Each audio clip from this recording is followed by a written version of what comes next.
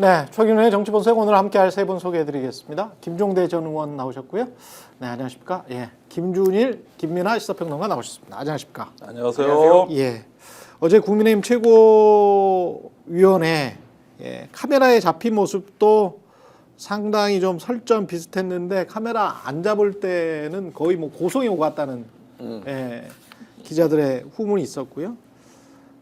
한동훈 대표가 이런 말을 했네요. 관련해서. 그러니까 지금 한동훈 씨나 한동훈 씨의 가족들이 한동훈 대표의 가족들이 국민의힘 당원 게시판에 대통령이나 김건희 씨를 비판하는 그런 글을 쓴 게 아니냐라고 그런 이야기가 계속 돌고 있는데 대통령을 비판한 글을 누가 썼는지 색출하라는 건 자유민주주의 정당에서 할 수 없는 발상이고 그 자체로 황당한 소리다. 이렇게 이야기를 했군요. 그러니까 그 얘기가 뭐 어떤 그 게시판을 어떻게 운영할 거냐의 문제에서 뭐 그렇게 얘기할 수도 있습니다. 왜냐하면 거기가 익명 게시판이고 익명 게시판이니까. 물론 이제 실명 인증을 해야 쓸 수 있긴 하지만 게시판의 운영 취지가 익명 게시판이니까 거기서 그럼 뭐 예를 들면은 뭐 안 보는 데서는 나라님도 욕하는 거다 뭐 이런 개념 아니겠습니까? 그러니까 뭐 대통령도 욕하고 한동훈 대표도 욕하고 누구나 다 욕하고 뭐 아주 법적인 문제가 되지 않을 뭐 그럴 문제라면 법적 문제를 일으키면 안 되지만 뭐 얘기할 수 있는 거 아니냐 이런 얘기인데 근데 지금 이제 문제가 되는 건 정치적인 문제가 발생하고 있는 거잖아요. 그렇죠. 그러면은 제가 한동훈 대표면은 이렇게 얘기를 하겠다라는 거죠. 많은 사람들이 얘기를 하고 있는 게 일단 가족이 쓴 거 아니냐라는 의혹이 제기가 됐으면 가족한테 물어는 봐야 될 거 아니냐. 가족한테 가서 그렇죠. 혹시 뭐 썼습니까? 물어보고 안 썼다라고 하면 사람들한테 그걸 가르쳐 줘라. 내가 가족한테 물어봤는데 안 썼다고 한다. 그 내 말 못 믿겠으면 이 경찰이 수사를 하니까 수사 결과를 좀 지켜보고 그때까지는 수사 결과 나올 때까지는 얘기하지 말자. 그 얘기를 하든지 아니면은 가족한테 가서 물어봤는데 누가 썼다고 하더라. 배우자가 썼든지 아니면 우리 80세 거의 이제 뭐 하여튼 80세가 넘은 진 검사장님이 장인어른이 썼든지 아니면은 뭐 우리 아들 딸이 썼든지 누가 썼다고 한다. 그래서 이거는 내가 하여튼 내가 가족 관리를 못했고 일단 죄송하고 집안 단속 잘 할게. 앞으로 뭐 잘 말씀하겠습니다. 말씀드리겠습니다. 이렇게 하든지 뭐 그렇게 해야 될 거 아니냐. 근데 가족한테 가서 물어봤다든지 가족이 썼다 안 썼다는 그 부분은 대답을 한마디도 안 하거든요. 그렇죠. 그러니까는 그거를 얘기해 달라라는 게 이제 소위 말하는 친윤 쪽의 어떤 공세여가지고 이게 답이 안 된다. 이제 이러고 있는 거죠. 그 정당원이셨으니까 국회의원이셨고 저는 이게 좀 이해가 좀 안 가는 게 가령 정당 대표나 그 가족이 한동훈 씨의 말대로 그냥 이렇게 비판적인 글을 쓸 수 있다라고는 생각을 해요.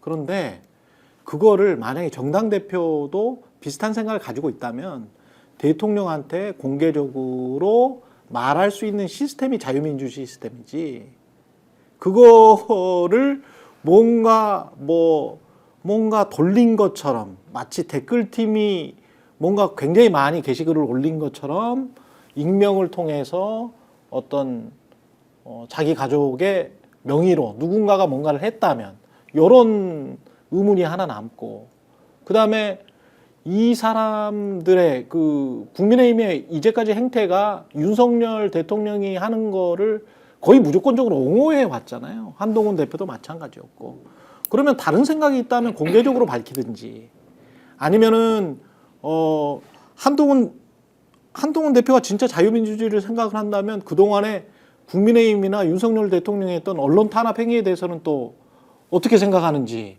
그런 것도 이제 궁금해질 수밖에 없거든요. 한동훈 대표가 자유민주주의를 운운해버리면 뭐 글을 쓰는 건 자유다 이래버리면 글을 썼다가 비판했다가 언론 뭐 소송당한 지금 언론인들이 얼마나 많습니까? 심의당하고 그다음에 방송사 같은 경우 뭐 거의 뭐 행정 제재 수준의 중징계 맞고 그런 게 다 윤석열 정부 때 일어난 일이잖아요. 그리고 국민의힘이 사실은 그거 뒤에서 뭐 이렇게 사주했었던 거 아닙니까? 뭐 근데 그런 정당의 대표가 뭐 자유민주주의 하면서 대통령 비판하는 거는 누구나 자유다. 그러면 그게 나는 앞뒤가 안 맞는 것 같아. 이거 자체가. 그러니까 이거 자체가. 이게 까야 될 포인트가 너무 많아가지고 어디서부터 어떻게 까야 될지를 모르겠는데 일단 정리를 하나씩 좀 해보자면은 일단 어제 있었던 그거부터 어제 이제 최고위원회의에서 김민전 최고가 얘기를 했잖아요. 예. 그러면서 그럼 팔동원 얘기를 하면서 8명인 거 한동훈 8명인 걸 확인하면서 왜 이제 확인 안 해주냐 다른 사람들한테는 그 얘기는 좀 문제 적당했다고 보는데 한동훈 측이 한동훈 사퇴하라라는 댓글에 대해서 고발하겠다라는 기사를 봤다라고 하니까 한동훈이 그런 게 어딨냐 우리 그런 거 준비 안 한다라고 얘기를 했거든요. 그렇죠, 그렇죠. 김민전 최고가 기사를 정확하게 그럼 거기서 들이밀었어야 돼요. 못 찾았대. 검색 그래? 능력은 내가 방금 찾아서 방금 채널 A가 있기는 있고, 응? 있기는 있고. 있어. 이틀 전에 제목이 한동훈 즉 당 명의로 게시판 논란 이번 주 고발해가지고 기사 내용을 보면은 네. 당대표를 사퇴하라거나 추가 의혹을 폭로하겠다는 식의 글 등이 대상인데 이것도 같이 고발하는 것도 검토한다라고 나와 있어요. 한동훈 사퇴하라고 하면 고발하겠다라고 친한계가 얘기를 한 거야 채널 A에. 그럼 이거 들이밀고 제대로 싸워야지. 그렇지. 거기서 꼬리 내리고 있고 못 찾았다고 얘기하면 어떡하냐고. 그리고 그냥 정파적인 입장에서 보면은 어저께 그 얘기를 할 타이밍인가? 뭐 이재명 무죄가 나오긴 했지만은 그러니까 이재명 뭐 당의 입장에서는 솔직히 이재명의 그거를 이제 집중해야 되는 거잖아. 그러니까 이게 김민전 최고는 그냥 한동훈 패기만 솔직히 김재원 최고는 어제 한 마디도 안 했어요. 그래서 정무적으로 이게 옳지 저는 전에 듣기로는 내일 어제는 그냥 조용히 있는 게 낫다. 조용히 있는 게 낫다라고 판단을 했는데 이렇게 김민전이 했는데 제대로 하지도 못해. 자, 한동훈 보십시오. 오늘 경향신문 김민아 논설위원 칼럼 제목이 한동훈 당원 게시판 대처 왜 김건희가 떠오르나 이거예요. 그러니까 쉽게 얘기를 하면은 그럼 뭐하러 김건희한테 사과하라고 그래? 법적으로 김건희도 문제된 거 없대잖아. 그렇죠. 그러면서 본인은 김건희한테 사과하라고 하면서 본인은 사과를 안 해. 이게 전형적인 검사 정치거든요. 그러니까 한동훈 죽이기라고 좀 본다라는 거잖아요. 그렇죠. 그러니까 아무것도 안 하겠다라는 거잖아. 예. 윤석열 탄핵이라고 하니까 아무것도 안 하겠다라는 거잖아요. 예. 똑같아 윤석열이나 한동훈이나. 그러니까 그냥 이분들은 똑같은 정치 논리로 검사 정치 그냥 하던 식으로 내가 법적으로만 문제 안 되면 아무것도 안 나는 뭐 아무런 책임도 지지 않고 정치적 책임 해법도 없이 그냥 가겠다라는 거예요. 언제까지 이걸 봐야 됩니까 진짜 이 검사 정치 진짜 그러니까, 다시는 검사를 찍지 않아야 되겠다라는 생각만 드는 지금 그런 상황이에요. 그러니까. 예. 그러니까 그 김민아 논설위원 저랑 이름이 비슷한데 예. 여성분이잖아요, 이분은. 예. 예. 그분이 쓴 칼럼이 정확하게 이 친윤 쪽이 노리는 효과인데 왜 이거를 특히 그 가족 중에 사실 누가 썼는지는 모르는 거 아닙니까? 그렇죠. 그리고 가족이 네. 썼는지도 사실은 모르는 것이고. 그렇죠. 확정지을 수는 막. 그러나 없죠. 이제 가족이 쓴 게 유력해 보이긴 하는데 예. 뭐 아무튼간에 확인한 건 아니니까. 예. 그래서 근데 의혹 제기를 진은정 변호사에 지금 콕 맞춰가지고 사실 하고 있는 거잖아요. 타겟팅 해가지고. 그렇죠. 친윤 쪽이. 예, 물론 친윤 쪽의 논리를 보면은 유력해 보여요. 어쨌든 간에 유력해 보이지만 그렇다 치고. 정확하지 않지만 어쨌든 예. 진은정 변호사 타겟팅하면서 추가 의혹을 또 제기할 것처럼 막 얘기하잖아요. 예. 커뮤니티 얘기하면서 뭐 강남 맘 커뮤니티 뭐 이런 거부터 시작해가지고 여러 가지 얘기할 것처럼 막 이렇게 액션을 취하는데 그게 뭐냐 결국 한동훈 대표 김건희 여사 얘기하고 윤석열 대통령의 가족을 건드리는데 너도 가족 문제 있잖아. 그리고 너도 가족 얘기하면 너도 제대로 방어 못 하잖아. 그러니까 너나 나나 그러니까 윤석열 대통령 1인칭 화법으로 얘기하면 예. 너나 나나 똑같구만 뭐. 라고 친윤들이 생각한다. 그런 뭐 생각을 하는 것도 하는 거지만 그런 상황을 만드는 것이다. 그래서 자 어차피 똑같은데 이렇게 똑같은 사람 만들어 놓으면 한동훈 대표가 앞으로 김건희 여사 관련된 문제 제기를 하는 게 훨씬 더 이 강도나 이런 것들이 약화될 거 아닙니까? 예. 그리고 뭐 한동훈 대표가 쫄려서 뭐 제대로 하지도 못할 상황을 만드는 건지는 그것까지는 모르겠으나 이 효과 자체가 크지 않아질 거 아니에요. 사람들이 예. 다 그럴 거 아닙니까?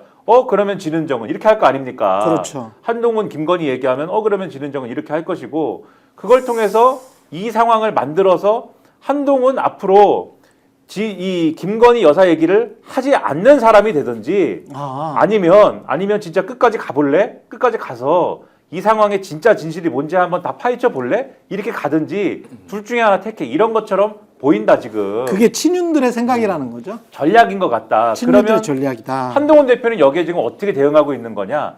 가족 얘기는 안 하면서 예상대로 가족 얘기는 안 하면서 외부의 적을 지금 강조를 하는 거예요. 외부의 적이 뭐냐? 그게 이재명 대표다. 이재명 대표와 관련된 판결이 이렇게 나오고 있는 와중에 너희는 내부 총질이나 하고 말이야. 대표 끌어내리기나 하고 말이야. 지금 이재명 대표 선거법 위반 1심 판결이 이렇게 나와가지고 한숨 돌리는가 했더니 말이야 금방 내 발목이나 잡고 이래서 되겠어? 어제 한 얘기가 그거예요. 그러니까 이런 식의 지금 이게 뭡니까? 이런 식의 정치를 가지고 집권 여당과 통치 세력이 이런 얘기를 주고받고 하고 있다. 나라는 누가 다스립니까 그러면?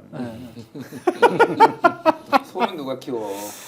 아니 근데 친윤들의 생각이나 전략이 그렇다면 그것도 이제 5대 5로 비교하기에는 이쪽이 김건희 쪽이 형량이 너무 높아. 만약에 혐의들이 다 사실이라면. 그렇죠. 그렇잖아요. 김건희가 한 행위들이 만약에 다 사실이면 이 사람은 무조건 징역형이고 진은정이 뭐 900개를 다 달았다고 할지라도 진은정이 진짜 스스로 당원이면서 스스로 내가 내 생각으로 그걸 달았다면 불법이야?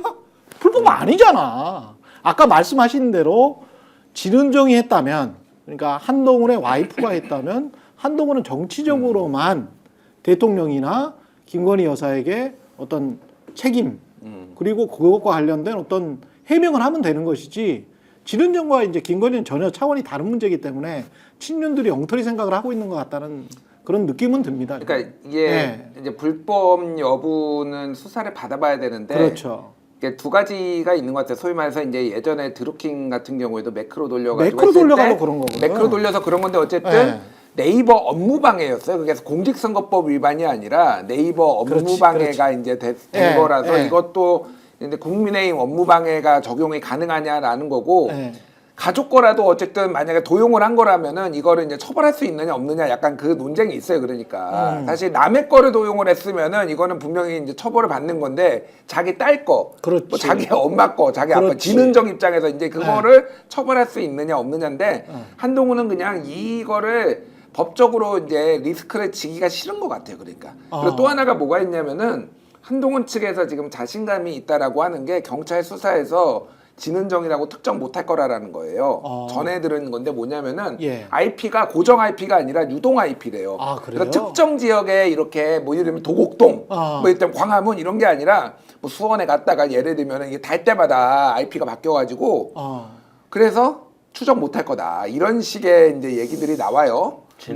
근데 이제 그것도 모바일 이동 장치. 그 유동 IP도 예. 경찰 그러니까 수사기관의 의지를 갖고 번개같이 압수수색을 하면 다 파악 가능합니다. 그렇지. 근데 이게 그렇죠. 뭐가 있냐면 예. 그 유동 IP를 분배하는 쉽게 얘기하면 어떤 단위가 있을 거 아니에요. 걔네를 압수수색하면 되는 건데 얘네가 그 어떻게 분배했는지의 기록을 갖고 있는 아마 연한이 있을 거예요. 어느 기간 동안만 그걸 갖고 있다든지 이런 게 있어서 이게 소실됐거나 하면은 그때는 진짜 모르는 거죠. 근데 아마 이제 얼마나 수사기관도 부담스럽겠습니까? 이게 내용 자체는 별건도 아닌데 이게 무슨 대한민국의 명운을 가르는 차기 대권과 현재 권력의 무슨 이거 무슨 명운을 가르는 무슨 사건처럼 돼갖고 얼마나 부담스럽겠습니까? 그러니까 세워라 내워라 하다 보면은 이제 그게 없어지겠죠. 그러니까 김앤장을 압수수색해야 되는 거야. 이게 보통 일이 아닌 거야. 그러니까 이게. 아니 그런데 이게 저기 상당히 그 댓글 올린 포스팅 보면은 그건이 있거든요. 이거는 법적으로 문제가 돼요. 예. 저기 그냥 의견 개진이나 비판 정도가 아니라 예. 그 도를 넘어간 게 있어요. 그러면 이런 건 다 저기 개인 간에도 이런 일이 있으면은 약식 기소는 최소한 됩니다. 아 모욕이나 뭐 이런 걸로. 그렇죠. 아. 거기에다가 지금 이거 법을 따질 문제도 아니에요, 사실은. 이건 당의 기강의 문제이기 때문에 예. 우리가 법적으로 문제가 안 돼도 당에서는 징계를 할 수 있는 거예요. 그거는 당연하죠. 이건 예. 당대표의 책임입니다. 예. 그런데 이 문제에 대해서 자유민주주의 체제에서는 누구나 올릴 수 있는 거라고? 아니 그런 당이 어디 있습니까? 저기 지금 어디고 저 작은 당에서도 이렇게 되면은 당에 대해서 어떤 그 내부 분란을 조장하고 심각하게 이 당력을 갖다가 저 소모시킬 수 있는 것이라면 그렇죠. 당 대표가 책임지고 막는 게 정상적인 모습이지. 여기서 자유민주주의가 왜 나옵니까? 예. 아니 정당의 내부의 일인데.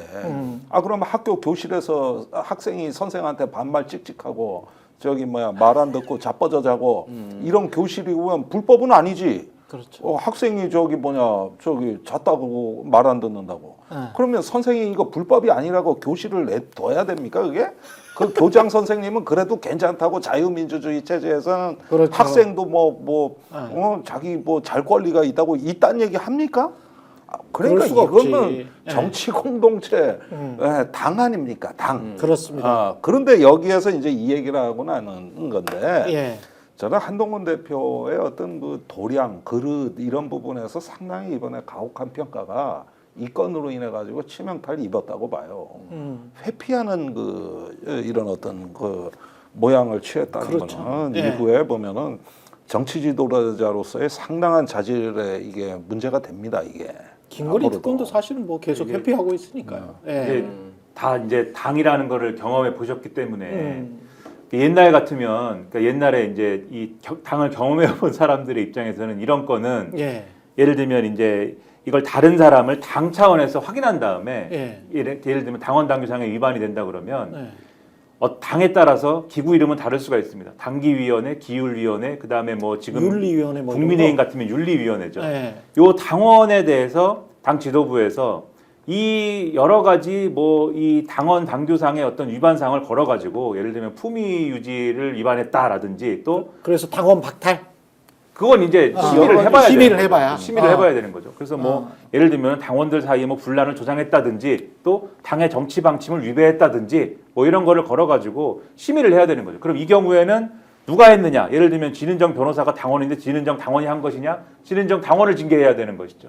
이렇게 가야 되는 건데 지금 한동훈 지도부 뭐 하고 있느냐? 일단 이 댓글들에 대한 전수조사를 했습니다. 전수조사를 해가지고 과연 그 법상의 이 명예훼손에 해당할 만한 그러한 이제 걸리는 건 뭐냐? 12개 정도이다. 아, 그리고 그래요? 12개 정도고 내용이 명예훼손에 걸리는 게 있어. 그러니까 그 정도의 뭐 상당히 명예훼손이라기보다도 뭐. 아주 극한에 이르는 아주 나쁜 표현은 12개 정도고 아, 그래요? 나머지는 뭐 의견 표출이나 뭐 또는 다른 기사를 퍼왔거나 뭐 이 정도여서 이거는 뭐 문제가 없고 그래서 이제 12개 정도가 문제인데 그걸 쓴 사람은 한동훈이다. 근데 이름이 한동훈일 뿐 그 8동훈 중에 한 명이니까 뭐 이거는 뭐 한동훈하고는 상관없다 이런 거고 그래서 그렇게 문제인가 우리는 모르겠어요. 이제 이게 지금 당 지도부의 스탠스인 것 같고 그 다음에 나머지 쟁점이 내용도 쟁점이지만 너무 많이 쓴 거 아니냐 이거지 않습니까? 너무 많이 썼다. 이거는 우리가 이 모든 아이디가 일정 기간 동안에 몇 개나 썼는지를 또 전수조사를 해갖고 계산을 해보니까 하루에 2.27개인가 썼다. 그래가지고 그것도 따져보니까 많이 쓴 건 아니야. 쓸만했네. 그래가지고 지금 말씀하신 사실은 우리 같으면은 옛날 같으면은 어디 이런 걸 써 이래가지고 막 혼나고 이랬어야 될 건데 교장 선생님이 나와가지고 김종대 교장 선생님이 나와가지고 너 일로 와봐 이런 다음에 김민아 나와. 나 이런 다음에 옛날 같으면 이렇게 좀 훈육을 세게 했겠지만은 요즘은 이제 그러면 안 되지 않습니까? 그러니까 벌점 주고 이랬을 텐데 김종대 의원이 마음 같아서는 때리고 싶은데 이제 그럴 수는 없으니까 벌점 주고 이랬을 텐데 지금 그것도 아니고 뭐 할만했네 2.27개랑 그 다음에 이제 12개인데 너는 아니고 이건 문제는 없는 것 같은데 문제 없는데 누가 문제 제기해 지금 이런 수준이다 지금. 아니, 그러니까 이게 역지사지를 한번 생각해 보자고요. 네. 이를테면은 당 게시판에 한동훈 죽어라, 한동훈 쫄보 정치, 한동훈 내부 총질, 개목줄 채워야 된다. 한동훈 개목줄 그랬는데 그런데 검색해 보니까 윤땡땡이 윤석열이야. 윤석열이야, 김건희야, 뭐 최은순이야. 네. 이러면 가만히 있겠냐고 그러니까 이거는 여름 받겠다. 숫자와 여름 받겠어. 그러니까 숫자와 그런 거에 상관없이 여름 받겠어. 그렇게 되면 이게 문제라는 거는 상식적으로 누가 들어도 그렇게 이해가 되잖아요. 왜냐면 같은 정당이니까. 그러니까 같은 정당이니까. 그러니까 남이 비판하는 거는 뭐 그렇다고 치더라도. 이거를 이렇게 이제 하는 게 네. 이제 말도 안 된다라는 거고 재밌는 게 지금 민주당에서 요 단계 논란을 상당히 주의 깊게 보고 있어요. 그래가지고 지금 오늘 오전에 어떻게 할지 모르겠는데 아직 대통령이 지금 거부권 행사했나요 안 했나요? 오늘 한다는 걸로 알고 있는데. 뭐 국무회의 열어서 한다는 거예요. 그러니까 그런데 민주당에서 28일 목요일 날 지금 본회의 열잖아요. 그 연기하는 것도 검토했다라는 거예요. 이 당 게시판 논란이 커져가지고 파열음이 나면은 이탈표가 더 생길 수 있다. 그래서 전략적으로 지금 민주당에서도 지금 오늘 비공개 전략회의 해가지고 지금 하는 것까지 지금 검토하고 있어요. 지금 그래서 이게 보통 일이 아니다 지금 이게. 나는 근데 저는 좀 솔직히 정말 좀 놀랬던 게 진영구 그 상당히 어르신 아닙니까? 아마 8순이 넘으셨을 텐데 검사장 하신 분, 그 공안검사 출신의 그분부터 해서 딸까지 이게 정당원이어야 되는 거죠. 그렇죠. 그렇죠. 당원이어야 돼요. 가족이 전체가 장인, 가입하는 장모, 아버지, 어머니, 뭐 아들은 아마 해당이 안 될 텐데 미성년자라서 그러면 딸까지 전부 한 정당원이라는 게 그게 저는 모골이 사실은 송연했거든요. 아 그런데 그런 엄청 경우 가끔 있어요. 아, 그래요? 왜냐하면은 네. 한동훈 대표가 당 대표 출마했기 때문에. 아, 그러면은 표를 모아야 되는 거라. 아 그렇구나. 그럴 때는 일가 친척 동창해가지고 전화도 막 하고 예. 가입을 시켜가지고 우리는 뭐 정의당은 경선이 많기 때문에 아 그렇구나. 예, 그런 일이 흔히 있는 거고 네. 그런데 또 선거가 끝나면 또 우르르 탈당도 해요. 아니 그러니까 저는 일반적으로 가족이라는 게 뭐 정치적으로 같을 수도 있지만 딕 체니 가족처럼 정치적으로 완전히 왜 다를 수도 있잖아요. 한쪽은 페미고 한쪽은 뭐 이렇게 트랜스젠더고 막 달라버릴 수 있거든. 한쪽은 완전히 우파고.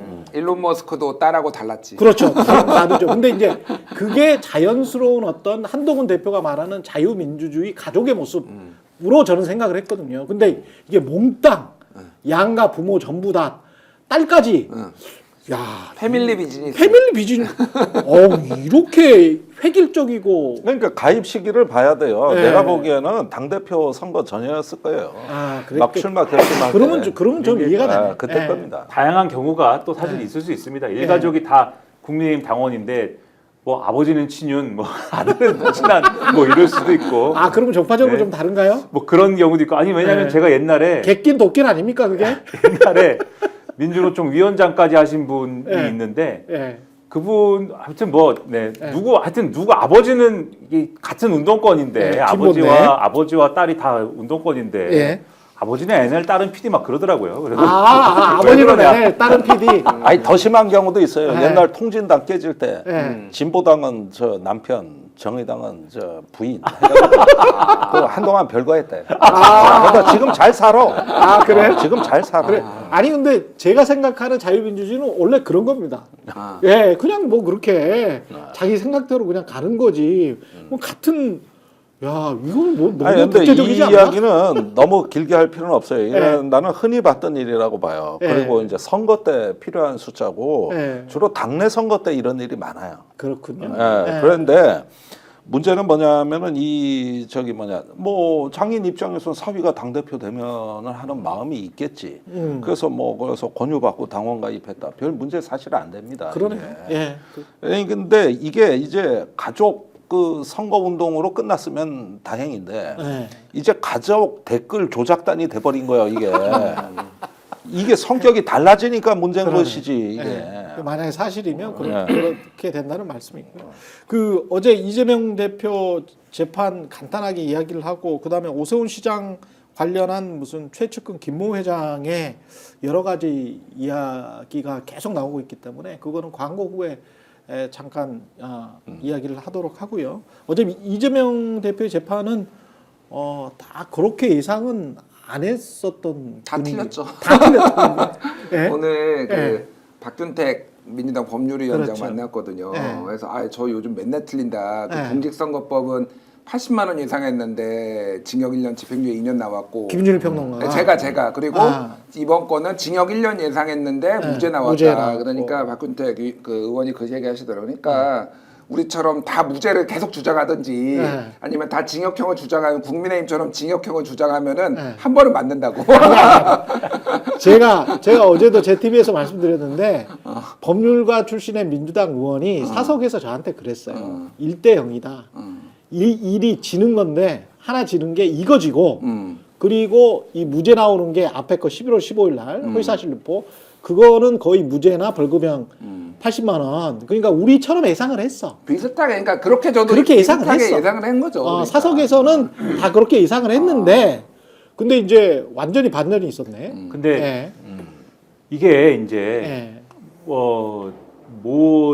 일단 판결 자체에 대해서 이제 오늘 나오는 얘기는 어저께부터 막 이제 보수 측은 굉장히 이제 당혹스러워하는 것 같아요. 이제 그렇죠. 판결에 대해서 왜냐하면 이제 위증은 있었는데 어떻게 위증 교사가 없다고 하느냐 뭐 이런 얘기인데 판결의 내용을 잘 보면은 어쨌든 위증은 한 거죠. 김진성 씨가. 위증은 한 거. 뭐 물론 6개 중에 2개는 일부. 위증이 아닌데 예. 4개는 위증을 한 건데 위증을 하게 된 이유는 이재명 대표가 전화를 해서인 것이 영향을 미쳤다. 아. 네, 요거는 이제 판단을 했는데 예. 이재명 대표에게 위증의 고의는 없었다. 이 논리 아닙니까? 위증의 고의는 없었다라는 거는 뭐냐면은 위증 교사의 고의는 없었다. 이 얘기는 뭐냐면은 이재명 대표가 전화를 해서 판단을 할 때 어떤 판단을 했다는 거냐면 이게 당시에 KBS하고 김병장 시장이 이재명에게 모든 책임을 떠넘기기로 하는 증언이 있었으면 나는 좋겠다라는 생각을 이재명 대표가 했을 수 있다. 그렇죠? 근데 그 생각을 할 때 당연히 자기의 방어권 행사를 위해서 그런 증언이 있으면 좋겠다라는 기대는 할 수 있는데 그런 증언의 내용이 원래 그런 내용은 없는 건데 내가 있었으면 좋겠다라고 지금 내가 압박을 행사하는 것이다. 이렇게 알지는 않았다라는 거예요. 이 재판부의 판단은. 예. 그러니까 이재명 대표가 KBS하고 김병장 시장이 그런 사실이 없는데 그런 사실을 있는 것으로 내가 만들어야겠다. 이 고의를 가지지 않았다라는 거거든요. 고의성이 없었다. 그렇죠. 고의가 그리고 없었다. 그리고 내가 김진성 씨에게 이러한 압력을 행사함으로써 김진성 씨가 위증에 도달할 것이다. 위증이라는 행위에 도달할 것이다라는 확신도 없었다. 이 얘기예요. 지금 재판부의 어떤 결론은. 예. 그러면 요 내용은 제가 볼 때는 이 판사는 이렇게 판단을 했지만 항소심에서는 또 어떻게 될지는 모르겠다. 이 생각은 좀 들거든요. 그래서 이 판결이 앞서 말씀하신 것처럼 이 선거법 위반 재판도 그렇고 요 항소심 그다음에 이 지금 이제 위증교사 재판도 그렇고 예상과는 달리 나왔다라는 거에 대해서 평가를 하셨지만 저는 두 재판 다 항소심에 가서는 또 우리 예상과 다른 어떤 결론이 나올 수도 있는 거 아니냐라는 생각이 좀 들고 이번 이 2개 재판과 관련돼서 다 틀렸다 이렇게 말씀드렸잖아요. 다 틀렸다 우리 예상이. 예상이 틀렸다. 네, 예상이 다 틀렸다 이렇게 예. 말씀드렸는데 어떤 판단에서는 다 맞춘 사람도 있을 수가 있습니다. 그러니까 이게 사실은 제가 볼 때는 누구예요, 가장 그 비극이에요. 다 맞추는 그 어떤 그 기준은 뭐냐면 네. 판사의 성향을 가지고 주장했던 어떤 일군의 음모론자들이에요. 사실 그게 제일 비극적인 것이다. 그러니까는 뭐라고 얘기했냐면은 일부의 유튜브에서 그런 주장을 막 했습니다. 일부 유튜브에서 이 선거법 위반 재판하신 분에 대해서는 국제인권법 연구회 출신인데 그럼에도 불구하고 판결을 아주 확실히 하는 분이다. 그래서 걱정 안 해도 된다. 막 그런 주장을 막 했어요. 이런 분들이. 그야말로 음모론이다. 그렇죠. 예. 그렇게 막 얘기를 했는데 예. 제가 이런 분들이 그러면 이번 판결에 대해서는 뭐라고 얘기를 했는지를 좀 찾아봤습니다. 아, 그런 것도 또 찾아봐요? 네. 야. 뭐라고 얘기를 했는가 봤더니 네. 운동권 출신 판사고 아주 이 사람은 믿을 수가 없다. 뭐 이런 주장을 막 해놨더라고요. 근데 이게 제가 판결이 나오고 난 다음에 아니 그 전에 그 전에 그 전부터 그 제가 말씀드리는 게 아닌데. 뭐냐면 그렇죠. 예. 주류 언론들은 그렇게 보도하지 않았거든요. 언론은 다 그렇게 보도하지 않았고 아니 이 판사 이력 한번 보세요. 그러니까요. 이재명 측에서 재판 연기 해달라고 했었을 때 재판 연기를 4차례나 안 해준 판사입니다. 맞아요. 그 판사입니다. 그 판사. 제가 그리고 이름도 아는데 그리고 위증교사를 다른 재판하고 묶어서 갔으면 이게 더 지연되고 이재명 대표한테 결과적으로 더 유리했을 텐데 이 불리한 판사예요. 그렇지. 그러니까 예. 그런 거를 기준에 놓고 봤을 때는 주류 언론도 이 판사에 대해서 이재명 대표의 기울어진 판사라고 평가를 안 했거든요. 전혀 그렇게 근데 평가하지 않았어요. 일본의 예. 음모론자들은 운동권 판사야 막 이랬거든요. 아이. 근데 결과적으로 무슨 얘기를 하고 싶은 거냐? 예. 이게 맞다라고 생각하는 사람들이 또 우르르 나타나서 이 판사에 대해서는 또 운동권 판사다. 이거를 댓글에다 막 달고 있어요 또. 그러니까 이 현상이 오히려 지금 상황에 대해서 더 이 판결을 왜곡하고 더 어려운 상황으로 내몰고 있는 거다 이 말씀 드리는 거예요. 맞아요. 아니, 그런데 이게 1심으로서는 저는 괜찮은 게 어려운 재판은 이겼고 반면에 쉬운 재판은 진 거거든요. 그러니까 쉬운 재판은 항소심을 할 만한 거잖아요. 예, 항소심 진짜 할 만해요. 문제는 예. 이번에 어제 나온 무죄 판결이 이게 제일 컸다고 보는 거거든. 그러면 이거는 1심에서 무죄가 나와서 어려운 상대를 이겼기 때문에 쉬운 상대는 나중에 이겨도 될 거 아니에요. 그러니까 일단은 민주당에게 잘된 판이라고 봐요. 그렇습니다. 전반적으로. 예. 사실 이 결과가 거꾸로 됐다고 생각하면 정말 더 어려워질 뻔했어요. 그렇습니다. 그 쉬운 재판에서는 그냥 무죄가 나오고 예. 어려운 재판에서 이번에 징역형이 나왔으면은 야 이거 항소심 가도 되겠냐 예. 이런 어떤 비관론이 있을 법했는데 이 순서가 바뀜으로써 비교적 지금 분위기는 그렇게 나쁘지 않은 상황으로 예. 흘러가는 것 같고. 그러니까 요 쟁점을 짧게 말씀드리고 어제 제가 판사를 만났는데 들은 얘기들을 좀 말씀드릴게요. 이게 쟁점이 뭐냐면은 이제 2심 이게 항소심을 가면은 예. 그러니까 위증 교사의 시점이 어느 시점이냐가 검찰이 주장하는 거하고 법원이 보는 거하고 달랐어요. 아. 무슨 얘기냐면은 법원은 그 통화한 그 시점만 딱 본 거예요. 그것만 딱 끊어가지고 본 거고 검찰은 요것뿐만이 아니라 그 이후에 변론 요지서 뭐 이런 거를 다 발송한 행위 이런 예. 거를 검찰의 표현이 뭐였냐면은 컨닝 페이퍼를 준 행위다 이렇게 얘기를 했어요. 그러니까 이런 거를 예. 질문할 테니 이런 거를 숙지를 해가지고 나와라라고 이거는 컨닝 페이퍼를 준 행위라라고 이제 본 건데, 그러니까 이 변론 변론 진짜 말이 안 된다. 뭐 어찌 됐든 예. 그러니까 변론 요지서를 그러니까 위증교사 재판에서 변론 요지서를 준 사례가 거의 없대요. 그러니까 왜냐면은 뭐 하여간 흔치 않은 일이라는 거예요. 그래서 아니, 이거 예, 자체가 좀 이따 말씀드릴게요. 예. 그러니까 그래서 예. 어쨌든 판사는 요 부분만 딱 통화한 내용만 끊어가지고 그것도 이제 예. 직접적으로 이제 기억이 안 나는 부분에 대해서는 더 이상 강요하지 않고 기억나는 것만 있는 사실대로 그 부분만 한 건데, 만약에 여기까지를 이제 같이 만약에 법원이 인정을 하면 항소심에서 예. 그러면 이제 뒤집어질 가능성에 대해서도 얘기가 나오는데 그거는 가봐야 알 것 같아요, 진짜로. 그 근데 변론 예, 요지서와 예. 관련해서는 저도 이제 판사 출신이나 변호사들에게 물어봤는데, 검사도 마찬가지고 이 변호인 측도 마찬가지고 변론 요지서와 관련해서는 자기 쪽 증인에게 이런 질문이 갈 것 같은데, 예상 질문 이런 질문이 갈 것 같은데 당신이 대비하고 있으시오. 이런 질문이 갈 것 같은데 대비하고 있으시오. 그래서 1, 2, 3, 4 이렇게 쭉 쓰고요. A 시나리오, B 시나리오 쓰고요. 그리고 유명한 대학 로펌 같은 경우는 이런 변론 요지서가 쌓여 있답니다. 재판 때마다 이 증인 불러가지고 검찰 쪽이든 변호인 쪽이든 쌓여 있기 때문에 이게 변론 요지서를 발부했다. 그렇기 때문에 이거는 위증 교사를 한 거다라고 그냥 기계적으로 말한다면 모든 변호사 사무실이 위증 교사를 한 거죠. 그리고 검찰은 사전에 그러면 진술을 받는 행위도 위증 교사를 한 겁니까? 사전에 진술을 왜 받아요, 그러면은? 법정에서만 이야기하면 되지.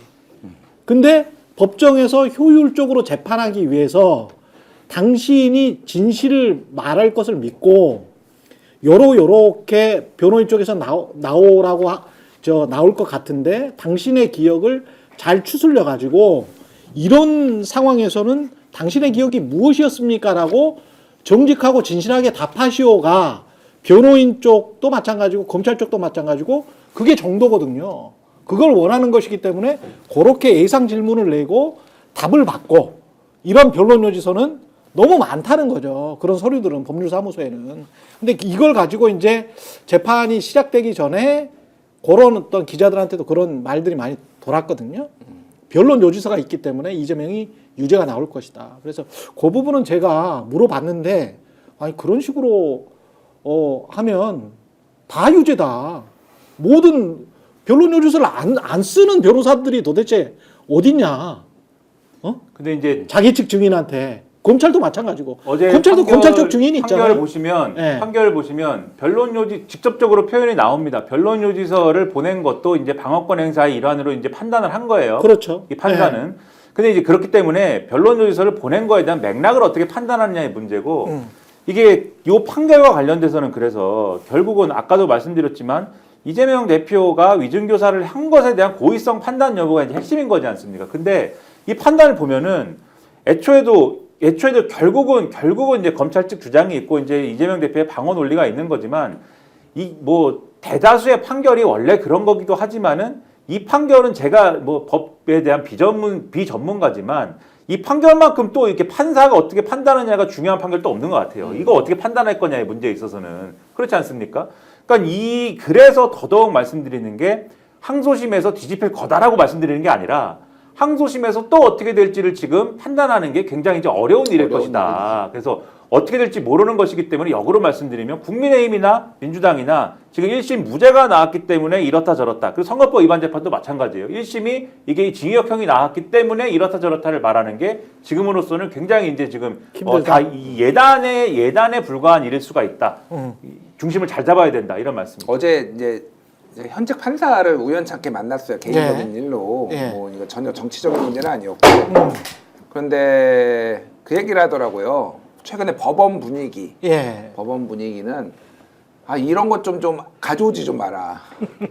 이런 사건? 그러니까 이게 뭐냐면은 네. 너무 이제 정치의 사법화가 돼가지고 너무 고소고발이 남발하고 아니 판사들이 그렇게 훌륭한 사람들이 아니다 뭐 이런 취지의 얘기를 했어요. 우리는 그냥 이렇게 요 사건만 들여다보고 이렇게 일만 그렇죠. 하는 건데 이렇게 중요한 문제는 좀 정치인들이 자기들끼리 정치권이 해결을 하고 이래야 되는데 이게 그게 맞죠. 그러니까 네. 최초에 옛날엔 다 그렇게 했어요. 옛날에 그렇게 했잖아요. 네. 그러니까 이게 거슬러 올라가면 2002년에 거슬러 올라가서 그거를 2018년에 선거 때 TV 토론에서 얘기한 걸 가지고 또 이거가 그러니까 공직선거법 위반이라고 또 거니까 그거를 또 증인에 불렀는데 거기에다가 또 이거를 이렇게 잘 얘기해달라고 하니까 그거를 또 걸어가지고 지금 여기까지 온 거잖아요. 그러니까 근원은 22년 전 사건이에요. 22년 전 사건이에요. 이게 근원은 22년 전. 그러니까 이재명은 이때 이미 150만 원 일단 대법원에서 확정 판결을 받았어요. 그러니까 검사 사칭으로. 네. 이게 이렇게까지 올 일이야? 그러니까 이 생각이 들고 그냥 그 판사들의 분위기나 그런 것도 너무 부담스럽다라는 거야. 그러니까 이거를 저는 그래서 어제의 이 무죄를 이제 법리적으로 물론 해석을 했겠지만은 그렇게 봤어요. 진짜로 이런 것 좀 가져오지 마라. 이제 판사들도 조금 그런 경향이 있는 것 같아요. 더군다나 옛날에는 계속 다 고소고발 취하하고 선거 끝나면 다 마무리 졌지. 뭐 이렇게 법을 갖다가 계속 동반하는 정치가 어디 있었습니까? 그것도 낙선자한테. 그러니까 돈 문제가 아니라 이렇게 말을 한 거를 가지고 네. 이렇게 끊임없이 이게 뭐 이재명이라서 시리치는 게 아니라 이거는 이 비정상적이에요. 그러니까 이렇게 말을 한 걸로 언제까지 이렇게 따지면 해야 돼? 윤석열 대통령이 후보 시절에 말했던 것들 굉장히 거짓말 아니 많지 장모 10원 한 장 피해 준 거 없다. 우리 저 처가 손해 봤다. 네. 손해 무슨 손해입니까? 23억 원 그렇죠. 장모 최원돈 씨랑 이득 봤는데 전부 다 무효형이에요. 전부 선거 무효형. 그렇죠. 더군다나 이 위증교 사건은 계속 말씀드리지만 이 최 PD님이 네. 최초로 PD. 최초로. 이 사건의 원천부터 시작해서 네. 지난해 2022년도 2월달에 그러니까 대선 한참 할 때 네. 기자회견 맞아요.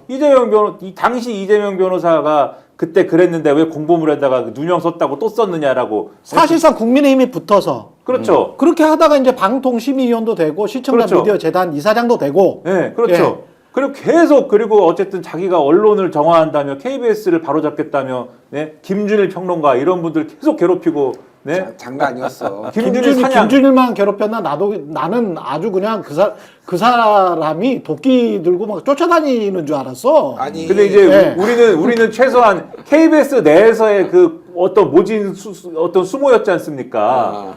근데 잠깐요. 김준일 평론가는 예. 모든 방송에 쫓아다니면서 아니 근데 그 사람도 진짜 웃기는 게 최초로 저 방송 들으면 잘 한번 생각을 해보세요. 저 한참 PD고 바로 옆자리에서 일했었어요. 옛날에 제가 한국 사회를 말한다 할 때는 바로 옆에 추정 60분에서 일을 했었고 그때는 술도 같이 마시고 그랬던 사이입니다. 그런데 잘 한번 생각을 해보세요. KBS를 퇴직하기도 전에 사실상 정당의 외곽 단체의 대표를 맡아서 그 대표를 맡으면서 하는 짓이 전부 후배들 방송 심의해달라. 저 후배 잘라달라. 방송인들, 언론인들 자유 억압해달라. 그리고 난 다음에 본인은 그 방통위 심의위원으로 가서 또 김건희 여사라고 왜 안 불렀냐. 여사라고 불러야지. 이런 방송 심의하고 그 다음에 시청자 미디어 재단 이사장 하잖아요. 이게 얼마나 정치적인 인간입니까? 그리고 그 행태가 KBS에 있으면서 퇴직하기 바로 직전에 1, 2년 동안에 한 짓이거든요. 그리고 그러한 정치 행보의 스타트가 사실상 대선 기간에 갑자기 나와서 그렇죠. 이재명 왜 공보물에 이거 그렇죠. 누명 썼다고 썼냐 네. 이거였어요 그때. 그렇게 생각을 해보면 국민의힘과 KBS에 있는 일부 굉장히 지극히 정치적인 인간들과 그리고 그 자기의 그 정파성을 숨기기 위해서 다른 사람들을 모략하고 모함하고 음해하고 후배들 죽이고 그리고 방송이라는 것 자체의 공정성이 뭔지를 지금 완전히 헛갈리게 만들어 버리고 방송 심의기구가 도대체 뭐 하는 곳인지조차도 망각하게 만들어 버리면서 그게 자율 민간 심의기구거든요. 네. 이거 조금만 이제 말을 하자면은 네. 그러니까 선거방송심의위원회 이제 위원이었죠 정확하게는. 그렇죠. 당심위는 있고 선거 기간에만 특별히 하는 건데 그때 제가 그때 한겨레 21에 기사가 났는데 선방심의에서 제 이름이 150번 언급됐다. 왜? 아니, 뭐 계속 거니까 내가 말만한 방송이 여러 개 나가니까 나가면은 김준일 해가지고 표적으로 이제 뭐 했는데 이분이 다른 거보다 뭐 나를 표적으로 한 거보다 말씀하셨지만은 최초로 선방심의위원이 한 번은 그 SBS 편상욱의 뉴스브리핑 거기에서 나온 거잖아요. 왜 김건희 특검이라고 하냐? 김건희 여사 특검이라고 해야 된다라고 해서 그렇죠. 그때 말을 얹어가지고 그때부터 이제 방송사에다 김건희 여사 특검이라고 얘기를 시작했는데 더 웃긴 거는 MBC 스트레이트가 김건희 여사 이거 보도를 했거든요. 그러니까 그때는 뭐라고 했냐면 최초로가 평범한 아주머니가 가방 좀 받은 거 가지고 쪼만한 파우치보다 더 심해. 쪼만한 평범한 파우치보다 더 심해. 아주머니가 얼마나 당황했겠냐. 아주 이거 가방 그러면 앞에는 여사님이고 뒤에는 그렇죠. 아줌마고 그런 다음에 시청자 미디어 재단 이사장으로 간 그렇죠. 거예요. 그러니까 여사님한테 충성을 하면은 무조건 승진한다라는 거를 박장범 이전에 이미 보여준 사람이에요. 그러니까. 최초로 씨가 그러니까 이거 뭐 예. 이재명을 뭐 비판하고 난 그런 건 모르겠고 얼마나 비굴한 인간인지가 지금 보이는 거예요. 그러니까 자기들끼리 일관성도 없어 심지어. 예. 비굴하다는 거는 김준일 씨의 의견이고요. 저도 그 의견에 동감합니다. 예. 아니 그러니까 뭔가 계기가 있었을 거 아니야. 멀쩡한 사람이 그렇게 변한 데는. 아, 그거는 좀 긴 이야기예요. 아니 그러니까 예. 대부분 이랬을 때는 긴 이야기예요. 본인의 어떤 그 승진 출세와 관련돼 있거나 예. 뭐 거기서 어떤 신경의 변화가 있거나 뭐 이래서 이진숙 그 왜 방통위원장 경우 보면은 말이에요. 여기도 멀쩡한 사람이 변한 케이스인데 그런데 보면은 그 뭐 노조에 대한 적개심이거나 그럴 수 있죠. 뭔가가 항상 계기가 있더라고요. 근데 이것이 이제 저기 어떤 그 줄 서는 식으로 이렇게 되면서 언론인의 직업 정신이 이제 허물어져 갔다. 그렇습니다. 그게 오늘날 이재명 재판까지 왔다. 예. 이렇게 되면은 참 이거는 뭐 한국 사회의 어떤 대표적인 또 하나의 어떤 그 변질 내지는 타락사가 아니냐 하는 생각이 드네요. 예. 그리고 요거 이 팩트 하나만 말씀을 드리면 요 이재명 재판과 관련해서 마지막으로 김진성 씨 어제 봉지욱 기자가 잘 지적을 했는데 6억을 백현동과 관련해서 6억을 받았더만요. 그리고 그게 사건 기록에 나오더만. 그러니까. 예. 근데 6억을 받았는데 그 6억 받은 거를 검찰이 기소도 안 했어. 근데 그 기소 안 한 상황에서의 김진성 씨가 과거의 발언이 위증인지 지금 발언이 위증인지를 판단하기가 힘든 거야, 사실은. 그걸 재판부가 본 거죠. 그래, 그걸 재판부가 그러니까 본 거예요. 이것까지 다 본 거야. 예. 전체를 다. 그러니까 전체 22년 동안에 그 김진성 씨의 뭐랄까요 포지셔닝도 왔다 갔다 했을 거 아니에요. 그러면서 자기 이익이 왔다 갔다 하고 특히 이제 검찰이 워낙 정치 검찰화 돼 버려서 검찰이 이런 거를 하는데 사람이 말이 바뀌었는데 그 사람이 알고 보니까 사건에 충분히 계류될 만한 그런 상황이었어. 사건 기록이 그게 나와. 그렇게 되면 재판부가 전체 맥락을 보고 판단을 했다라고 볼 수 아니 그러니까 있죠. 그건 드물게 그 저기 보는 훌륭한 어떤 법관의 자세인데. 그렇죠. 그러니까 지금 이걸 요약하면 이런 거 아닙니까? 검찰이 누군가를 좌표 찍어서 죽이려고 할 때 그 그렇죠. 협조자는 항상 범죄자라는 거죠. 김성태도 사실 마찬가지지 그러니까 않습니까? 범죄자는 검찰에서 몫이 취약한 존재라는 거예요. 그렇습니다. 네. 중형을 선고받고 뭐 여기서 젊은 시절 감옥에서 다 썩게 생겼어요. 그리고 한두 푼이 아니야. 6억 원이야. 그런데 그 김성태 그 회장도 주가 조작이 걸려 있고 만약에 주가 조작으로 해가지고 회사 지분 다 뺏기면 큰일이지. 그런데 네. 이런 처지에 있는 범죄자들을 검찰은 활용한다는 거죠. 그렇죠. 무엇으로? 거래로. 그렇죠. 그러니까 이렇게 보면은 검사공화국이라 그러지만 사실은 그 검사공화국, 검찰공화국의 주변에는 많은 범죄자들의 협조 없이는 그게 성립이 불가능합니다. 그래서 어떤 그 중범자들의 어떤 취약한 상태, 자기 방어의 어떤 심리를 검찰은 활용을 하고 예. 그렇게 함으로써 검찰의 유리한 진술을 얼마든지 짜내고 만들어낼 수 있다는 거. 예. 거기에다 뭐 연어에 뭐 술까지 대접하는데 뭐 못해줄 이유가 뭐 있습니까? 죄가 이게 그렇죠. 문제, 털려나서 좋아 검사한테 대접받아 얼마나 좋아요. 예. 여기 안 넘어갈 범죄자가 몇이나 있겠습니까? 예. 안 넘어갈 범죄자가. 예. 오세훈의 자발적 스폰서 이야기는 좀 이따 광고 보고 다시 하겠습니다. 아니 왜 아직도 3년간 같은 통신사 인터넷 계속 쓰고 계세요? 인터넷 가입 시 48만원 유심 경종 시 추가 혜택이 주어집니다. 인터넷 비교원 통해 인터넷 가입하고 지인에게 홍보해주세요. 지금 네이버에 인터넷 비교원 검색 후 3초만에 감동인 거 비교해보세요. 네, 여러분 무조건 써야 하는 인터넷 휴대폰 정수기 렌탈에 매월 나가는 요금 부담되시죠?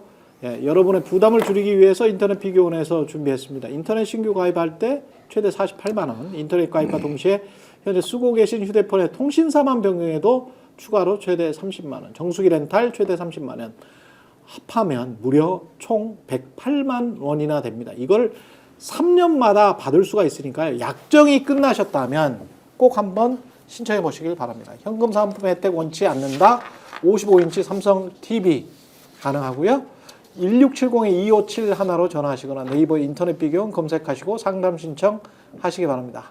상담할 때 스픽스 유튜브 채널 보고 왔다라고 하면 예, 현금 비밀 혜택과 함께 웰세이브의 고함량 비타민 B 제품을 선물로 100% 증정합니다.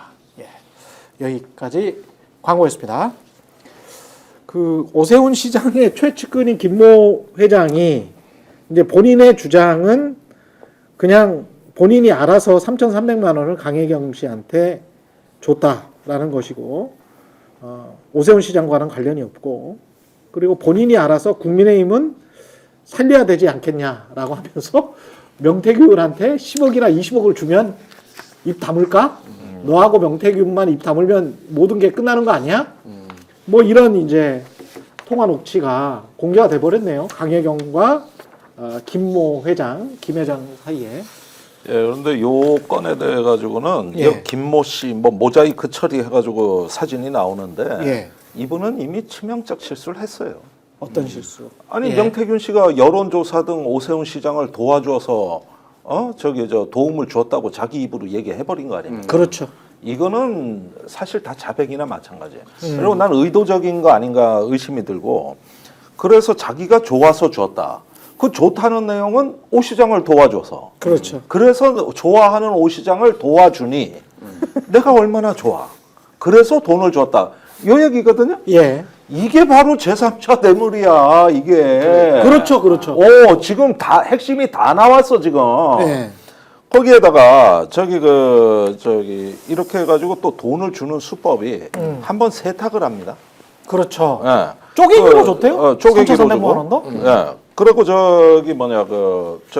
국민의힘을 살려야 된다 그러면서 명태균 씨한테 그냥 한 10억 줘서 입이나 좀 다물게 하면 국민의힘도 사는데 이 얘기를 강혜경 씨한테 한 거예요. 지금 이분이 제가 보기에는 검찰 수사 들어가면 줄줄 불 가능성이 높은 인물이에요, 이 사람. 이렇게 쉽게 얘기가 나온다면은 예. 앞으로 꽤나 많은 진실이 나올 가능성이 높고. 그렇죠. 두 번째로는 뭐냐면은 오세훈 시장 이야기 이제 완성도가 높아졌어요. 사실 김진태 도지사나 박완수 또 포항시장, 평택시장 나오고 있는데 어떻게 된 게 오 시장에 관해 가지고 모든 진술이 다 일치해. 그렇죠. 명태균, 강혜경, 거기에다가 김소연, 그리고 최고 양아치라고 좌표까지 찍어. 그렇죠. 근데 오세훈 시장 본인도 대응을 못해. 여기에 대해서. 아, 그러니까 진실의 운동장이 이건 너무 기울어졌어요. 이제는 이건 이야기의 완성도가 높고 그 다음에 죄목이 다 들어가 있어요. 공천 로비한 거 들어가 있지, 여론 조작 들어가 있는 거 있지, 금품 수수 들어가 있지. 골고루 밥상에 반찬이 다 놓여 있어 이거. 그러니까 제가 보기에도 일단은 그 민주당이 항상 어려운 싸움을 지금 많이 하고 있지만 예. 제가 보기에는 오 시장을 일단은 곧 터질 폭탄이라고 보시는 게 맞을 것 같고 그 다음에 이 사건의 구조들을 보면 재밌는 게 한 명을 때려 눕히면 10명이 넘어져. 다 연결돼 있어. 이게 저 오 시장 김진태 뭐 박완수 건이 따로 있는 사건인 것 같지만 아니거든요. 다 동일 인물에 다 동일한 권력이 다 똑같이 개입한 거예요. 그 다음에 이게 때리다 보면은 이게 저 후보 단일화도 그렇지만은 이제 나중에 국민의힘 공관위원들도 수사 대상이 됩니다. 예. 김진태 건 보면은 한기호 의원 역할이 나오잖아요. 그렇죠. 김영선 의원 사무총장이었으니까. 예. 그리고 공관위 부위원장으로 돼 있어요. 거기가 사건의 모든 시발점으로 지금 이야기가 되고 있기 때문에 이건 국민의힘의 공적 시스템의 뿌리를 흔들어댈 수 있는 일종의 어떤 폭발력들을 갖고 있는 겁니다. 그 손자병법에 적은 분산시키고 나는 집중하라는 얘기가 뭐냐? 그렇게 해서 싸우면 한 놈만 좁혀도 열 놈이 쓰러진다. 이게 이제 병법에 나오는 거거든요. 그렇군요. 딱 판이 그렇게 지금 짜여져 버렸어 이게. 그리고 어떻게 보면 오세훈은 처음 시발점이었잖아요.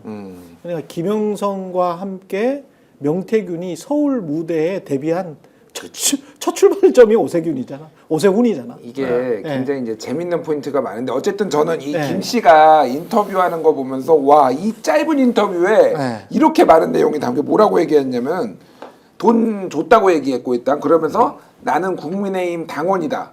당원 얘기하고 오세훈이 좋아해서 도와준 거다 얘기를 하고 또 하나는 여론조사 문구를 유리하게 할 수 있다. 그런 거 잘한다고 해서 내가 도와줬어요. 여론조사 조작 가능성까지 다 열어둔 거야. 이 짧은 거에, 짧은 인터뷰에. 그러네. 그러니까 진짜 오세훈을 아예 보내버리려는 거 아니야. 나는 보면서 솔직히 그 생각이 든 거야. 예. 자, 보십시오. 이게 되게 중요한 게 뭐냐면은 김건희 여사가 예전에 김건희가 명태균한테 오세훈 여론조사 해달라고 부탁했던 거 기억나세요? 한 번 있었어요. 그게 보도가 예. 나왔어요. 예. 김건희가 해달라고 했다는 거고 또 김종인이 이거에 관심이 있었다라고 했다라는 거고 또 이제 명태균이 뭐 자발적으로 해서 했다라는 여러 개가 있어요. 지금 여론조사가. 예. 이때 김건희 윤석열은 입당 전이에요.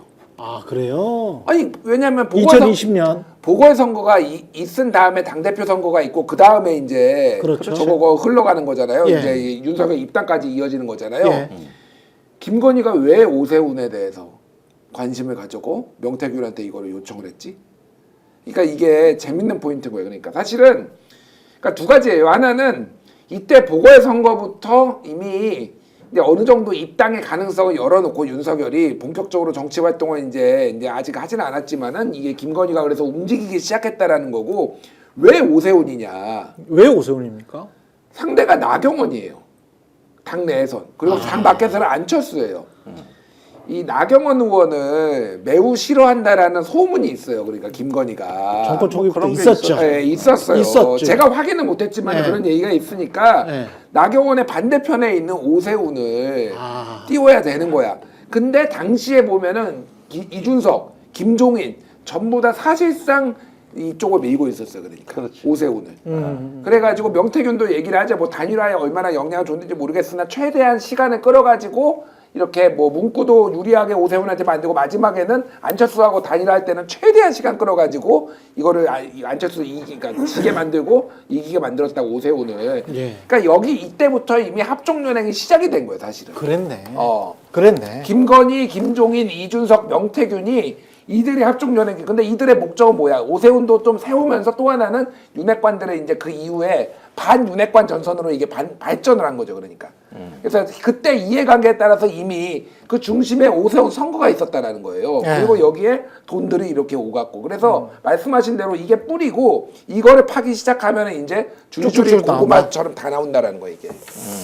뭐 특검 아니 밖에 그래서 없어. 모든 모든 사건이 특검이야. 제가 보기에는 지금까지 민주당이 녹취록을 그냥 전방위적으로 이렇게 나오는 대로 막 깠단 말이에요. 예. 좀 이런 방식을 지향하고 이제는 공성전을 하는데 지금 피로도가 높고 성과가 안 나오니 적이 가장 아끼는 지점을 치라고 돼 있다고 병법에는. 그게 이제 상대방의 허점을 드러내는데 제일 좋은 방법이라는 거거든.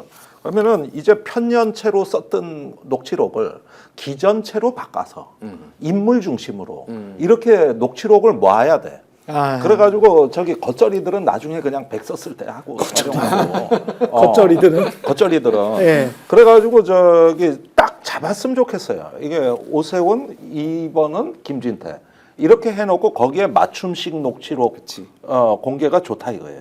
그거 아니면은 지금은 까도 한계 효용이 많이 줄어들었기 때문에 예.